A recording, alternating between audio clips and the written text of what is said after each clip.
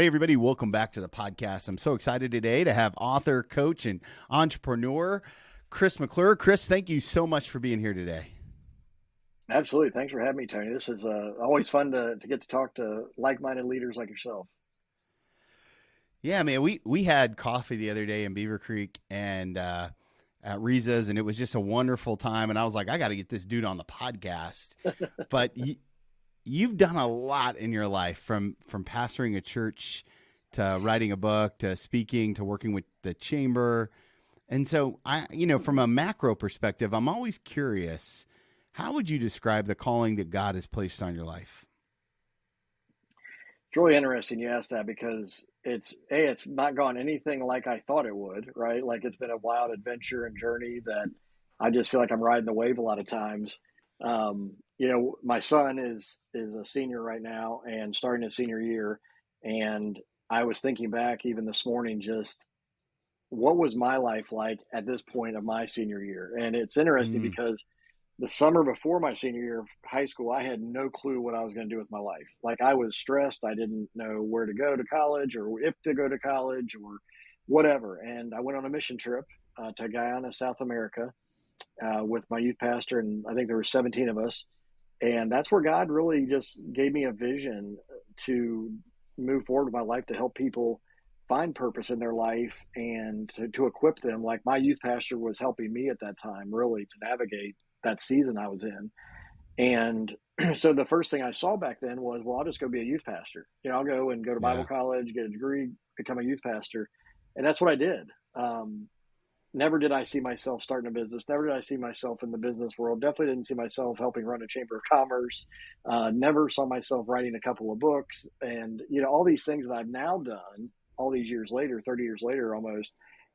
But back then, I was just kind of a lost, confused, teenager. I was following Jesus, but I didn't know what to do with my life. I didn't understand um, what my calling was or what my gifts and abilities were. And so my journey started as a youth pastor for about 13 plus years, where I was doing that full time after college. And I thought that was like the journey, and then God started to shift me a little bit. And that's when things started to head towards this direction of where I am today that I never anticipated.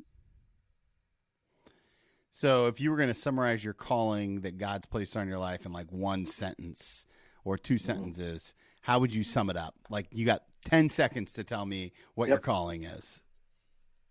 Yeah. So I define it like this, that I have been called to help people discover their purpose and equip them to live it out. That's super clean. I love that. And I thought that that's what you were going to say.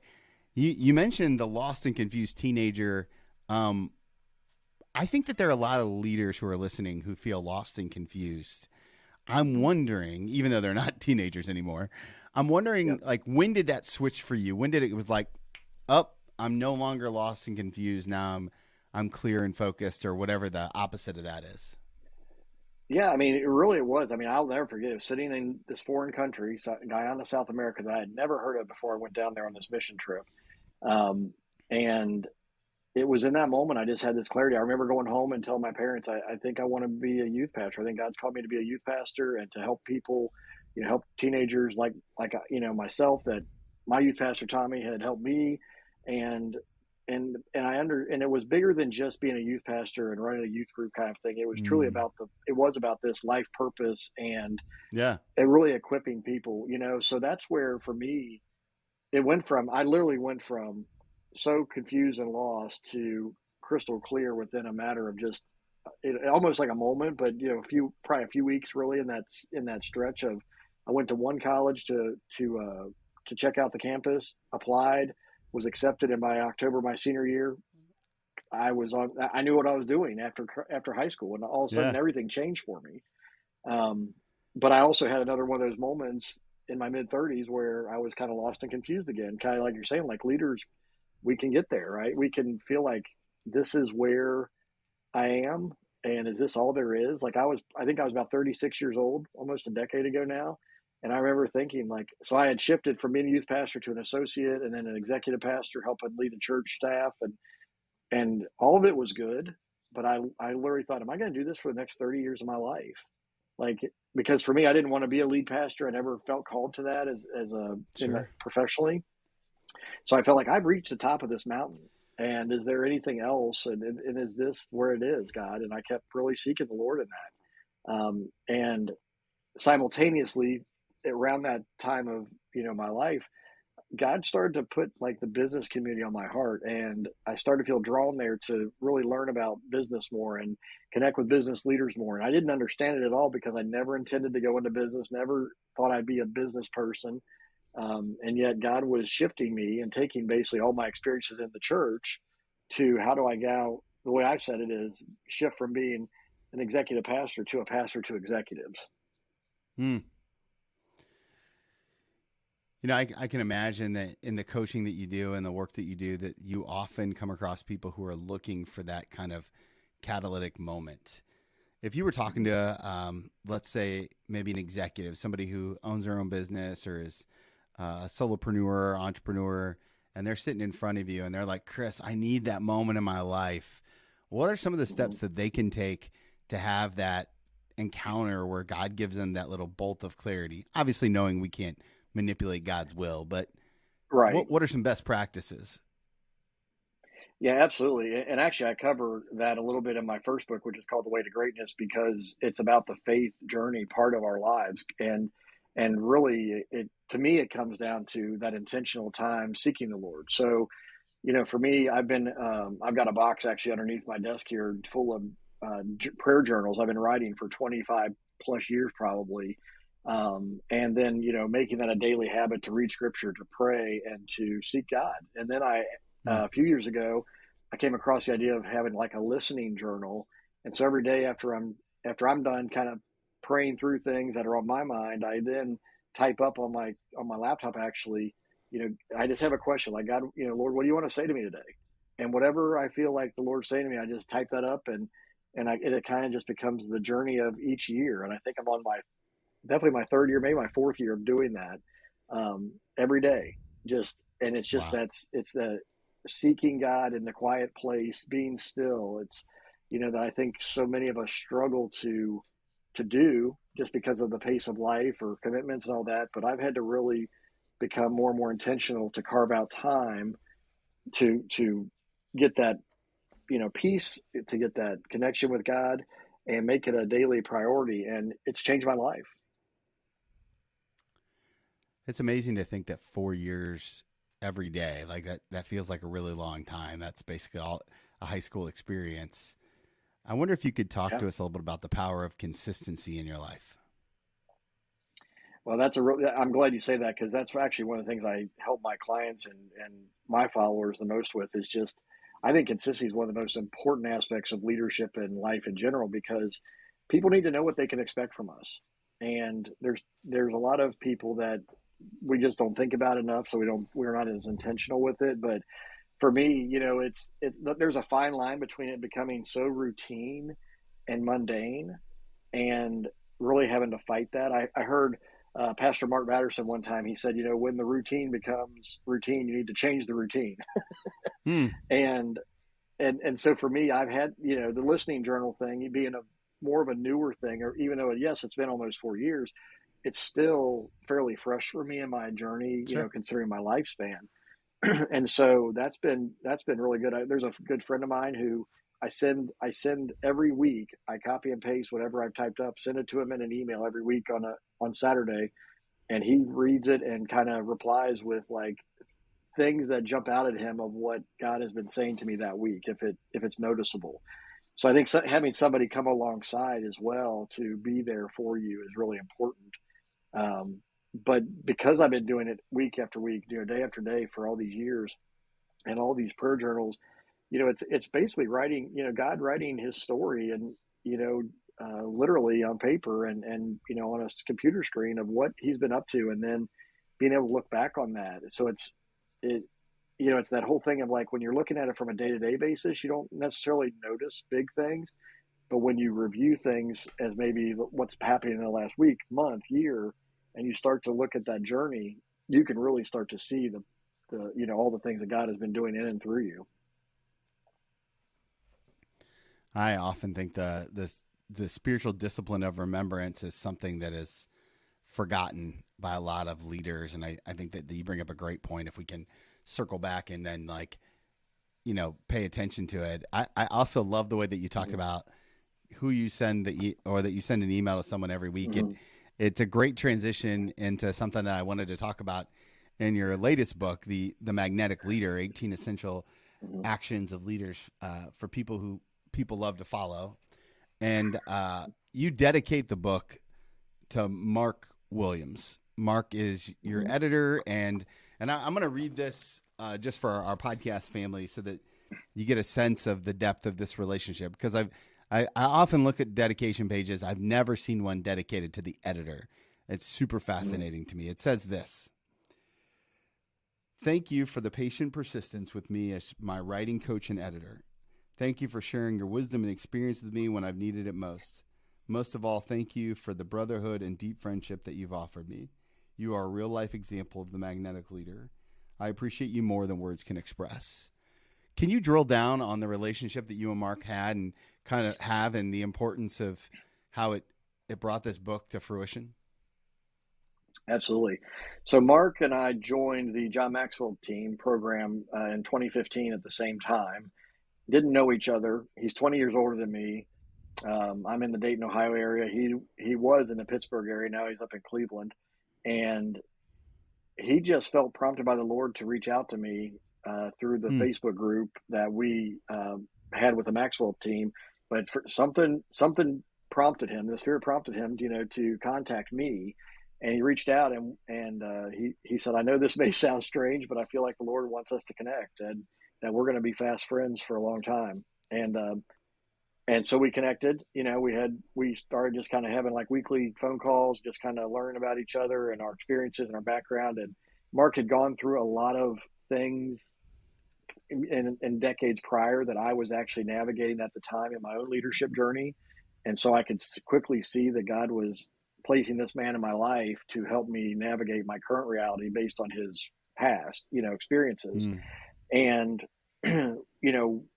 he helped me realize that I had a message inside of me. He helped me realize that people needed to learn the things that I had learned. And he realized that God had been gracious to me, the way he says that God's been gracious to me to teach me things at a very young age compared to longevity of a lifetime.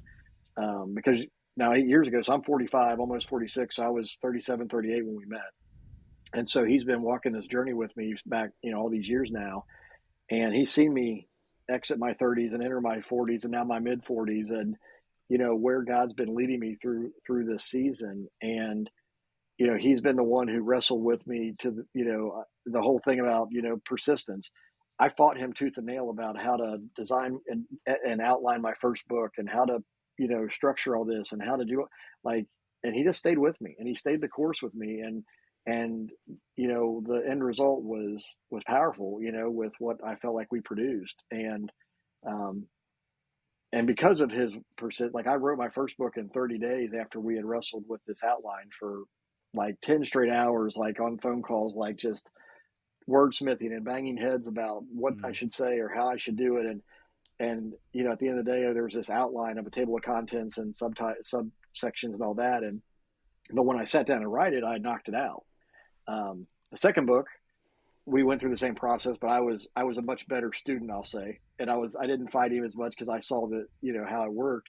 And then I ended up writing my second book in 14 days, because of the same process. So his experiences, his patience, persistence, his wisdom that God had brought into my life, not only as a friend and a brother, but as somebody who said, "Chris, just trust me. I know this process, how to help you," was huge. And it taught me a lot about being that consistent leader, being that person that's going to stick through with people, even when they're stubbornly kind of digging in their heels the way I had been, through the process.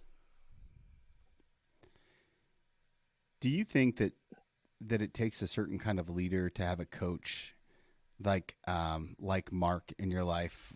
Obviously, you had to shift some things in order to let Mark speak into that creative process. What do you notice about leaders who are willing to be open to correction? Well, I think it's humility is the foundation. I think you have to be a humble person to be able to accept the coaching and to accept the correction. Um, I think it's also a growth mindset that I know that I don't have all the answers. I remember even when I was in my 20s, I said, I can't wait to be when I'm to be the old guy, the old wise guy when I'm 80. Like I literally thought that, Yeah. back just coming out of college. But what I've realized over time too is part of that is the wisdom comes with the humility and understanding that you don't know everything, right? And the older I get, the more I know I need to learn. That I think that it's, yeah. Have I had great experiences? Have I been able to do some amazing things that God's blessed me with? Absolutely. But I feel like I'm at the beginning of the journey still, every day. And I think a lot of it just comes down to leaders who are saying, you know what, I may have accomplished some things. I may have some, accolades behind my name or on my resume, but I really need to just keep growing and be that humble leader that's hungry to grow, that's willing to grow, willing to have other people speak into my life on different topics, because some things you become really good at, and maybe you don't need the coach for that area anymore, at least for this season, but there's something else that rises up that you're saying, you know what, I really need I can't just go learn this on my own or do this on my own. I need somebody to really come alongside me and help me. In the book Magnetic Leader, I'm super fascinated by the title of it and kind of the creative process and getting it. So let's start. I have a couple of questions about the book itself and the creative process, but maybe the best place to start is by defining what exactly is a magnetic leader. How is it different than a powerful leader or an effective leader? And, why do I want to be one? Yeah. Well, so the seed of the idea came because of John Maxwell's principle of the law of magnetism, that who you are is who you attract, and his 21 irrefutable laws of leadership. That has always stuck with me about your character is attractive or repelling to the people that you want on your team or in your organization. So that's really where I think for many, many years, I grasped that concept, and I really owned that, I'll say, and how I operated, how I led my teams. For this book, it really came to me was I kept hearing, I still continue to hear leaders talk about retention in their organizations to their team, whether it's an employee, whether it's a customer, whether it's a client, like how do we attract them, right? How do we get them to connect with us? But then also, how do we keep them? How do we retain them to our team, to our organization? And as I really thought through that, prayed through that, it really came down to character based actions that we take that make people want to actually join our team, stay with our team, become our customer, become our client, whatever it may be. Um, it really starts with you as a leader. Are you facilitating? Are you the person they want to be around? Are you building the culture they want to be a part of? Because culture is such a huge hot topic, I'll say, in the business world, today. HR directors and managers and executives are talking a lot about building culture and what, that, and it's so important. Um, and I think a lot of people they overlook that piece if they're in just the busyness, the day to day grind of things. And so this whole idea of magnetic leadership is about, are you becoming the person and being the person people want to follow?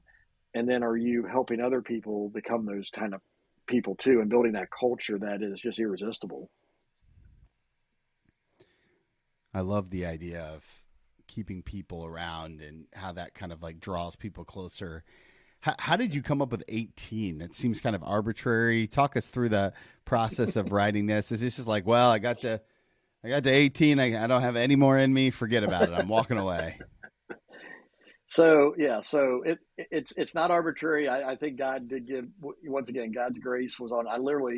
I think in acronyms, Tony, and I thought magnetic leadership, and I was like, well, what would be an M, and what would be an A, and so forth and so on. And as I worked through that process, I remember sitting in my office one day, and literally, like within just like 5 or 10 minutes, God just gave me these actionable characteristics that made up this acronym. But I'm like, these may not be the only 18 things that we can do, but if Sure. you do these 18 things, you're going to be the kind of person people love to be around. Like you're going to be the kind of person people want to work with and do business with and be on your team. And it can apply to, your personal and professional side of your life. And so once again, I tell people I wrote these books, but really I feel like God downloaded these books to me to write. And he gave me these principles, these practices, these actions. And I'm a very action oriented guy. I tell people I'm a very simple guy. I learn in simple ways. I want to communicate in simple ways. And so each of these chapters, each of these essential actions I talk about, there's really just a 3-step process of growing in each of those areas. And when you do those, when you take action in these things, you start to make a big difference in your team, in your life, but also in your team's life, the culture, your family, your community, wherever you may be. So um, I just feel like they're God given. My first book are about 5 continual choices, and I have God gave me a framework for teaching to help people implement those choices and consistently in their life. This is about leadership and the magnetic leader, where do these things and make them a priority, and you're going to see great results in your life at the end. One of the things that I think you do well is you kind of weave in and out of your overt Christianity with the practical need of being a leader. There are a lot of leaders who are listening right now who are Christians that work in non-Christian friendly environments. Mm-hmm. What kind of tips, suggestions, tricks, anything, what do you got for us when it comes to like, man, I want to be a Christian in my workplace without getting in trouble for being a Christian in my workplace? Yeah, it is tricky. And even when I started my business, I didn't know how to shift from being a pastor and it being so overt and expected, right, in my everyday living, and to now the marketplace where people may or may not be believers, may or may not want to talk about faith issues. And it took a while. It's still a journey for sure, but I feel much more confident now. But one thing I think just being upfront and authentic with people is so huge. Um, I used to not say my background was a pastor because I didn't think it was relevant. Not that I was ashamed of it, but I just didn't think it was relevant to the business community. But what I found was, as I shared my bio, so to speak, with prospects and to become clients, I would say, for 20 plus years I was a full time pastor, and then I felt led to serve the business community, and all of a sudden people started gravitating towards me differently because I even said I had been a pastor. Like I there it, in a strange way, it felt like there was like quicker trust built. And I thought that's interesting because I know people have all sorts of various, thoughts and ideas about religion and faith and everything.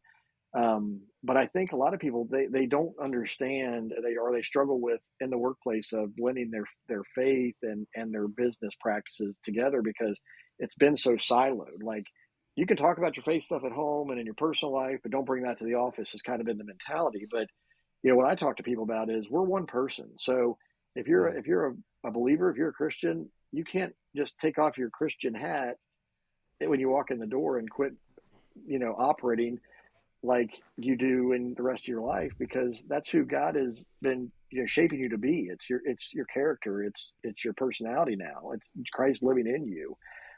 So I think a lot of it is just, just realizing that people need God. First of all, people need positive, faith filled leaders to guide them.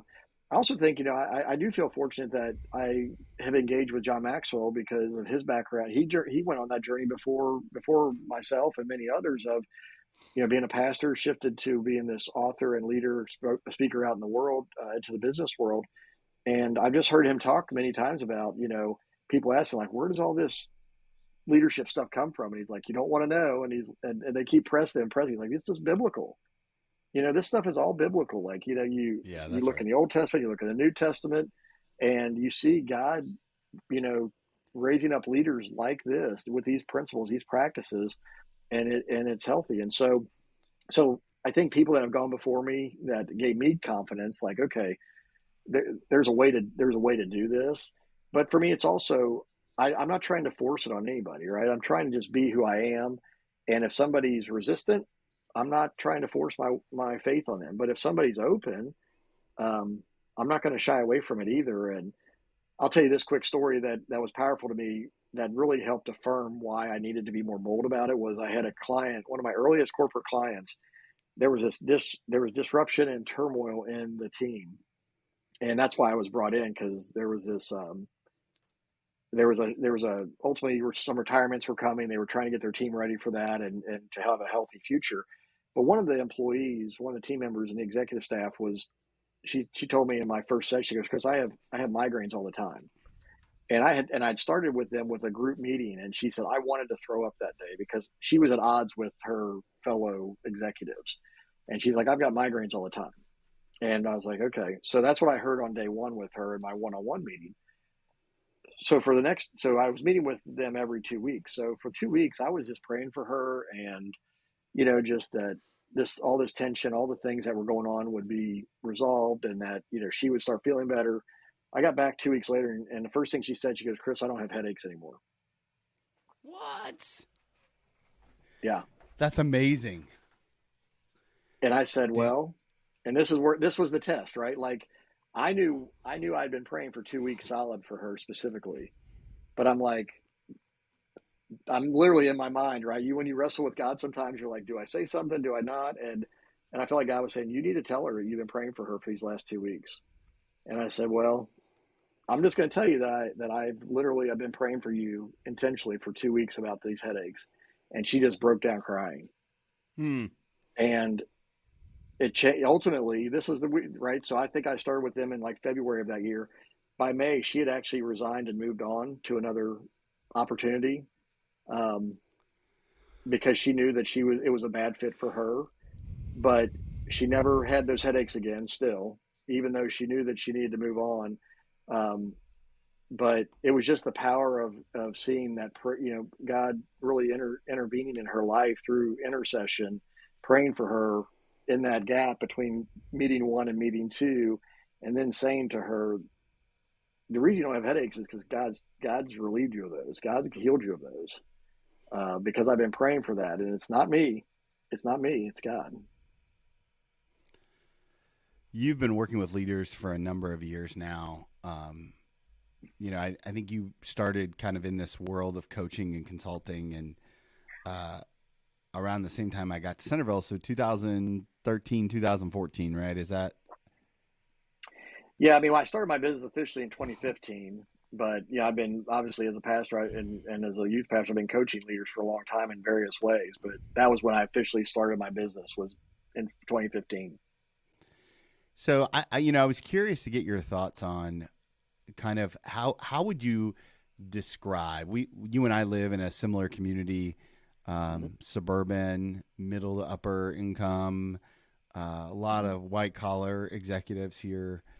How would you describe the landscape of the business world, either, both being post COVID, but also just in this kind of like, man, we sometimes we have an office, sometimes we don't.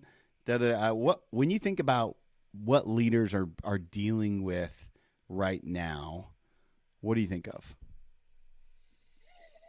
I think that every day's a new challenge still. I think that there's so much ripple effects or disruption that's come through the last 3 years that we've navigated, and it's the whole thing of people talked about the new normal, during COVID and all those things, right? Like, there were some buzzwords, that pivoting and new normal and all the things, right? And I think the new normal is a bunch of pivoting and new normals that continue to be wave after wave after wave. And I think now leaders, one of the biggest things leaders are facing is, it's a, really, employees, are driving so much, like, they've taken control, right? Like, people are saying, you know what, if you don't bend to my will of how I want to work and operate, then I'm just going to go find a place that will. So how do you navigate when you've got good people that you want on your team, but now you want them to come back to the office and they're saying, nope, I'm not going to do that. So I'm Hmm. out. Or if you force me to, I'm going to leave. So now employees are having leverage in a way that either they didn't have before or didn't think they had before, that now has opened up because of the remote work, hybrid, or 100% remote work environment. And I think that's a challenge for leaders, because I think, we know that there's a delicate balance of being in the same room together or the same space together to be connected and build that culture. And I think remote work is an awesome thing. I think it's amazing that we can do this and have this interview, right? And not have to be in the same room together Yeah. and be able to connect online. But there's some challenges with that too, right? You don't have the water cooler conversations or the break, the walking around the office or the passing by kind of engagement. I mean, for years, what was the management principle of just leadership by walking around or managing by walking around? As a Yeah. pastor, Leadership I with love that. presence. Like I Yeah. would go, yeah, exactly. I would just love to just get up and go see people in the building and go talk to them and see how they're doing and check on them. And that's not as easy to do when you're remote, right? It's different at least. And I think a lot of leaders they're stress. It's a constant tension or a constant stress that they feel of how do I keep my people happy and engaged, and how do I lead people who may not be in the same space as I am, or on and on. And it's just such a new thing that I think a lot of leaders are tired. I think a Mm. lot of leaders are burned out.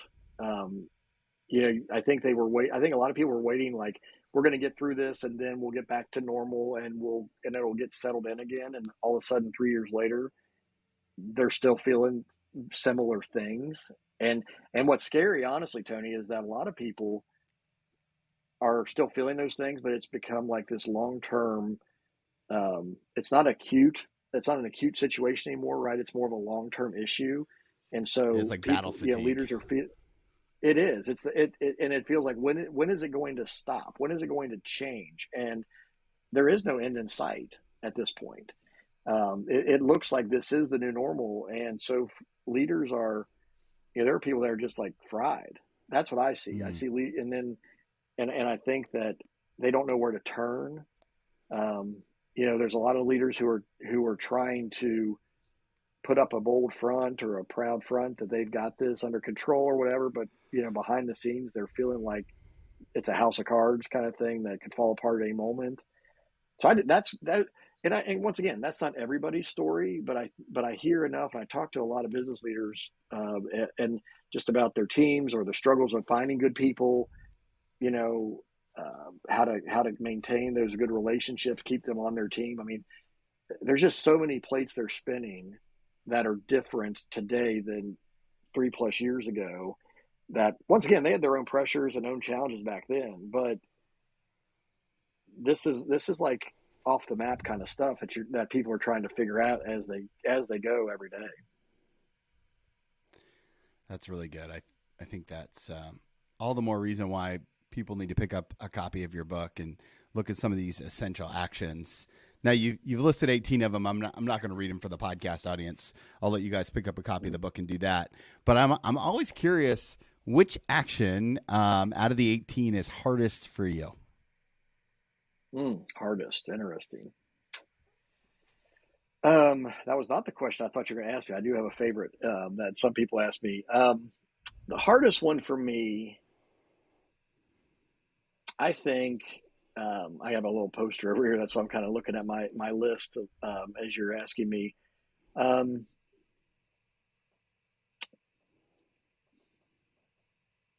I think the hardest one, number 8, is about expressing creativity. Hmm. And the reason I say that is because I've never considered myself to be a creative person.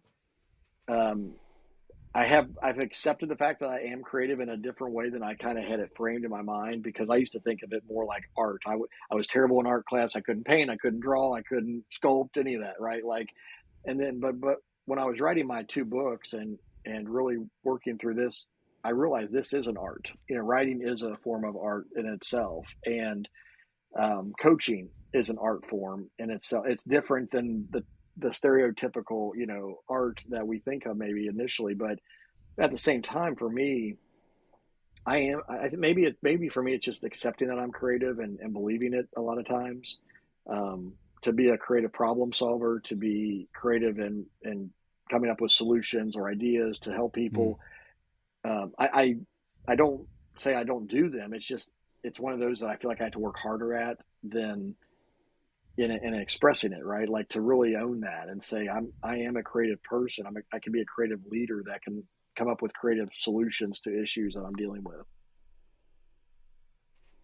That's so good. I think sometimes leaders, especially leaders who tend to be organizationally gifted, don't see themselves as creative because we're not wearing berets and being aloof, snapping Right. at poetry. But creativity is so much bigger than that. That's a fantastic It point. is. Okay, one more question to ask you, but before I do it, I know that the podcast family is going to want to find you all over the interwebs and maybe even ask you to come coach them. What's the best way to learn all things Chris? Yeah. So my website is McClureCoaching.com. And on there, I have my links to my books and my courses and my coaching programs I have.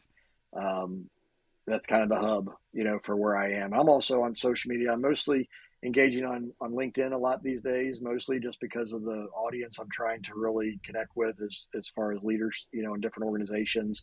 Um, but I'm on Facebook and I'm also on Instagram as well with McClure Coaching.